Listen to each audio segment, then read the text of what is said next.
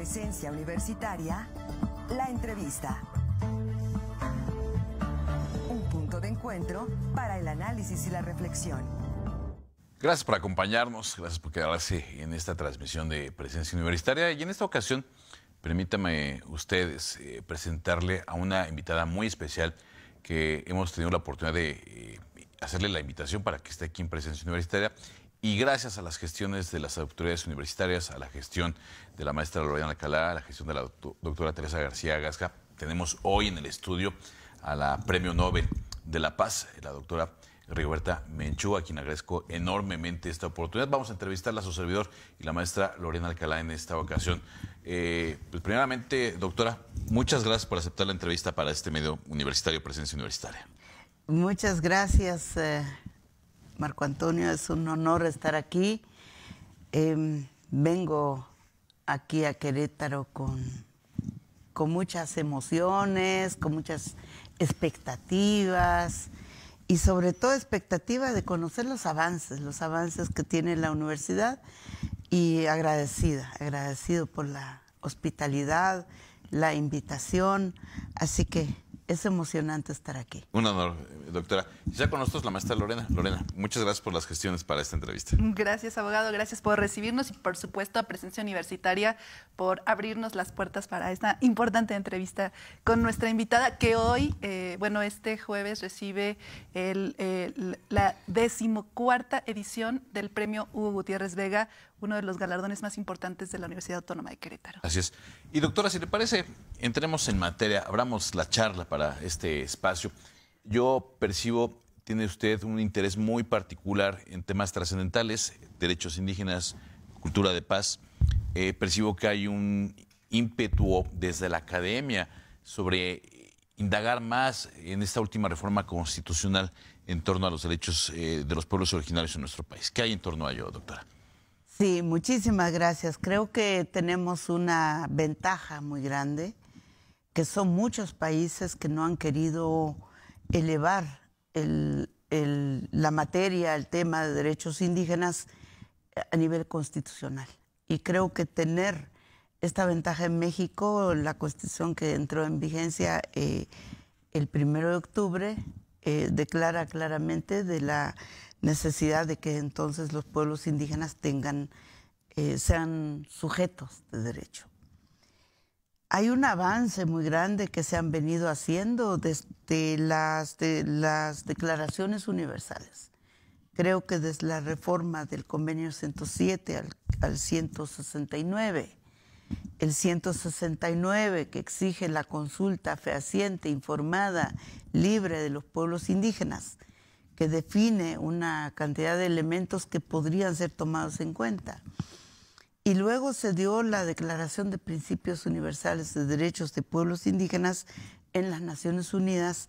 Pues cada uno de ellos yo tuve la oportunidad de participar, que desde el año 82, que se creó el grupo de trabajo sobre poblaciones indígenas, pues hemos venido como abriendo la puerta a la definición, al análisis y la codificación de derechos de pueblos indígenas. Que esto ahora se retoma en México en un tiempo crucial. Primero porque no pasa por desapercibido que la doctora Sheinbaum haya ganado las elecciones. Esto lo sintieron las mujeres del mundo como algo extraordinario. Vuelca la mirada. La primera mujer presidenta de nuestro país, aparte. La primera mujer presidenta en un gigante país, que es México. México tiene particulares experiencias que no lo tiene América Latina, especialmente por esta práctica heredada de ancestros, de hospitalidad, hay características mexicanas que no hay en otros países. No ha pasado aquí la dimensión de los conflictos que también han pasado en otros países. Pero que sea la doctora Claudia Sheinbaum es muy importante, inspira, genera grandísimas expectativas sobre los derechos de las mujeres, sobre la discapacidad, sobre un México humanista.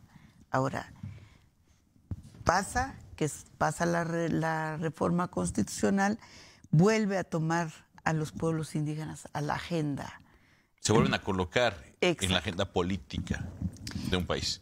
Así que política y legislativa, porque actualmente tiene una gran responsabilidad la legislación federal, la legislación estatal, la legislación municipal y la participación directa de los pueblos indígenas. Ahora no hay pretexto, digamos. No serán reducidos a un instituto, digamos. Sino no es tarea de un instituto, no es tarea, sino es una tarea de otro nivel. Esto llama la atención a la academia. Y yo creo que en particular, porque yo me inclino mucho por el derecho, en particular las facultades de derecho. Creo que los juristas son los que menos han hablado de los pueblos indígenas. Los juristas no se ha oído que hayan tenido una propuesta legislativa a los pueblos indígenas. La mayoría de los avances que hemos hecho en los últimos años ha sido avances políticos, antropología social, antropología cultural. Se volvió un tema culturalista en todo el planeta. Y por eso hay folclorismo y por eso se redujo el arte contemporáneo de los pueblos indígenas a simples artesanías. Entonces yo creo que ahora tenemos una oportunidad, primero que los indígenas renueven su agenda. Creo que nuestra agenda global se va a ver inmediatamente en la calidad de propuestas que vamos a hacer desde nuestro sistema. Y luego pues que se renueve la agenda de la comunidad científica en el derecho, que asumamos esto. Pero lo más importante y prodigioso que yo veo es para las juventudes indígenas. Los indígenas tenemos una vocación de buscar la carrera del derecho. En Guatemala está claro que la mayoría de los indígenas que tuvieron oportunidad en la academia eligieron derecho y luego la carrera de lingüistas. ¿Por qué? Porque nuestras lenguas nos ha acompañado siempre, pero ¿cuántos obstáculos no hemos enfrentado por hablar el español como segundo idioma? Esto es impresionante. Y nunca superamos la calidad de un primer idioma con un segundo idioma. Eso lo sabemos los latinos, lo sabemos los migrantes, lo sabemos todo el mundo, que no es posible superar el otro idioma nítidamente. Entonces, con nuestros acentos, estemos o no estemos en un lugar que parecía ya propio nuestro, nos denunciamos con nuestra forma de hablar este español. Entonces, creo que ahora se dignifican los idiomas, que se preparen los peritos indígenas en lenguaje, tanto lenguaje gestual como lenguaje idiomática. Hay diversos lenguajes que se usan en las comunidades, referencias, pero también se preparen los futuros abogados, jueces, magistrados, por supuesto, indígenas. en derecho indígena. Porque si no hacen eso, se vuelve a lo mismo. Un no indígena impartiendo justicia no entiende el idioma, no conoce las referencias, no tiene los códigos del sistema indígena. Y la cosmovisión de los pueblos originarios. No, hombre, para que tenga la cosmovisión se puede, pero hay que tener una preparación. Nosotros tenemos un programa en Guatemala como Premio Nobel, como mujer indígena, como alguien que conoce el Sagrado Calendario Maya, que sí podemos hacer una preparación inmediata a partir de que entienda la persona su otro yo. Y si conoce su otro yo, va a conocer el lenguaje de los pueblos indígenas. Doctora, todavía encontramos precisamente mucho racismo, mucha discriminación estructural dentro de las instituciones, dentro del gobierno en general. ¿Qué pasos habría que seguir precisamente para superar esto y pues generar políticas, pero que no sean solamente un postureo, o sea, que no nada más para tomarnos la foto o los políticos para decir sí estamos incluyendo, sí estamos haciendo políticas inclusivas? ¿Qué pasos habría que seguir para que realmente estas políticas de inclusión y de no discriminación pues, se vieran reflejadas en una realidad social? Bueno, yo quiero tirar un llamado no solo para el Estado, las instituciones del Estado, sino también para las instituciones privadas, las empresas privadas, las ONGs, las organizaciones privadas, que realmente compartamos un poco de poder con los pueblos indígenas. Si no compartimos el poder, estamos mal. ¿Cómo tú puedes compartir tu poder conmigo? Y ese compartir de poder seguro que vamos a acelerar algunos procesos que son efectivos.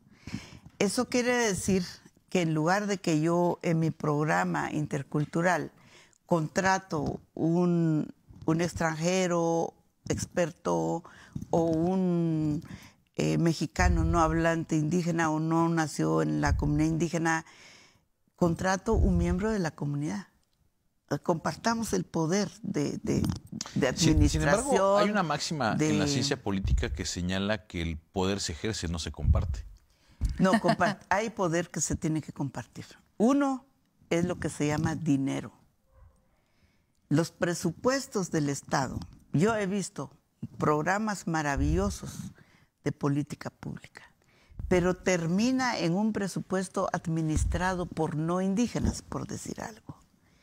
Las instituciones se vuelven intermediarios y los intermediarios se quedan con la mejor parte de crédito, la mejor parte de definiciones, la mejor parte de resultados y la mejor parte del bien común. O sea, entonces yo siento que el presupuesto ojo, esto es muy importante. Ojalá que el presupuesto a partir de ahora se ejecute por pueblos indígenas. Y si no había capacidades técnicas, qué sé yo, porque no hay un economista indígena, porque no se le dejó, entonces busquemos mecanismos para que garantice la transparencia desde el punto de vista de los pueblos indígenas, porque nosotros no hemos visto qué es transparencia, o sea, si vamos por la frustración. Entonces yo siento que se va a quitar un poco el paternalismo. Cuando yo digo quitar poder, me refiero directamente al paternalismo. Me refiero directamente, ya el racismo, la discriminación en algunos países hemos avanzado en la tipificación de este delito. Tipificar el racismo como un delito, la discriminación. Sí, la discriminación, sobre todo la discriminación. Doctora, permítame interrumpirla.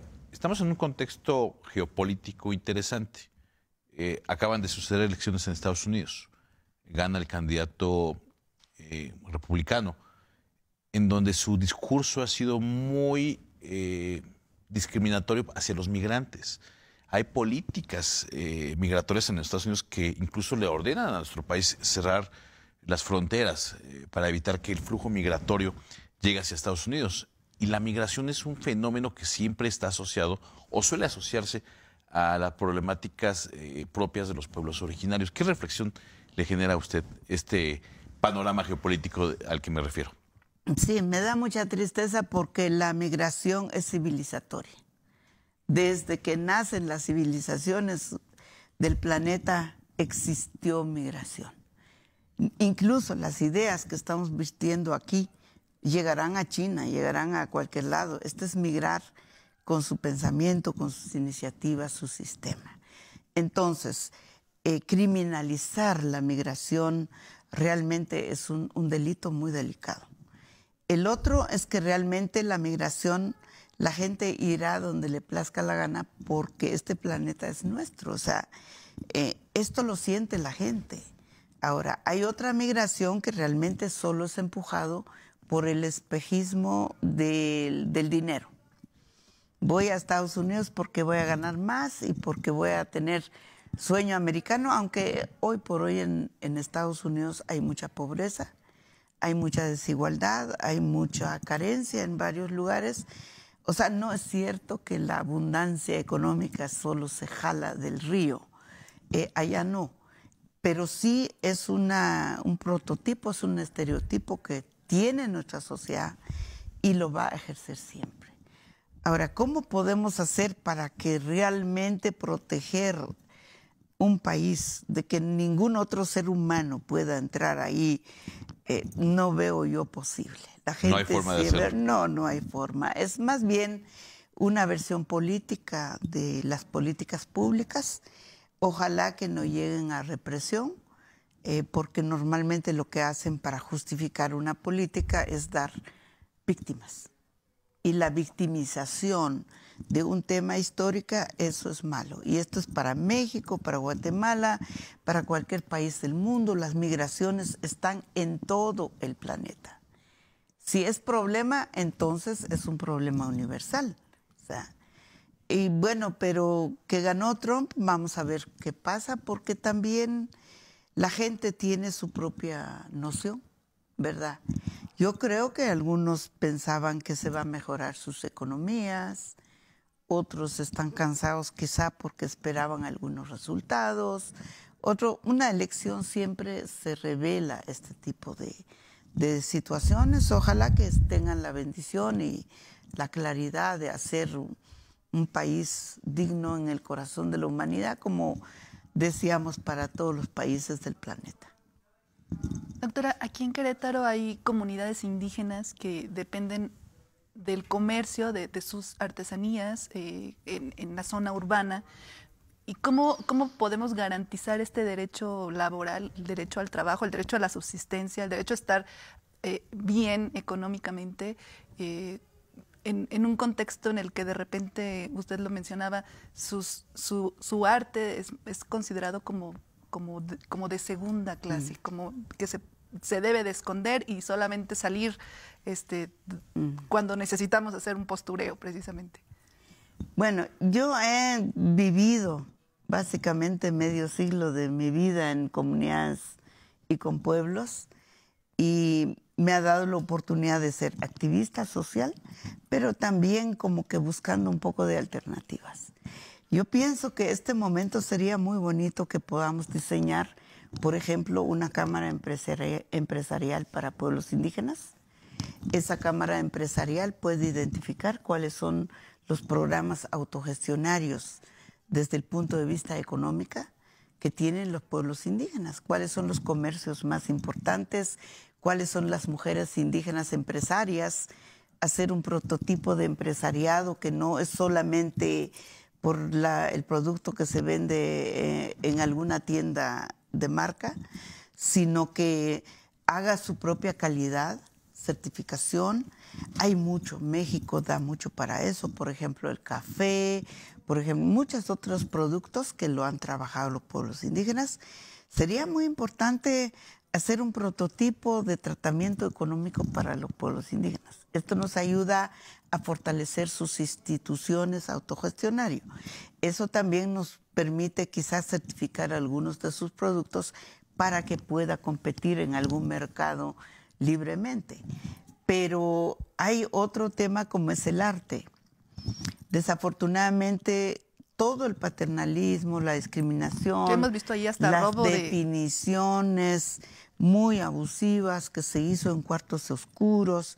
No estoy en contra de la antropología social que estigmatizó a los indígenas y encasilló a los indígenas en un método régimen colonial. No estoy en contra de eso. Si hay algo de ellos que podemos rescatar, hagámoslo. O sea, yo soy más pragmática. Pero sí es cierto que debemos de encarar algunos retos de tipificación. Por ejemplo, el arte.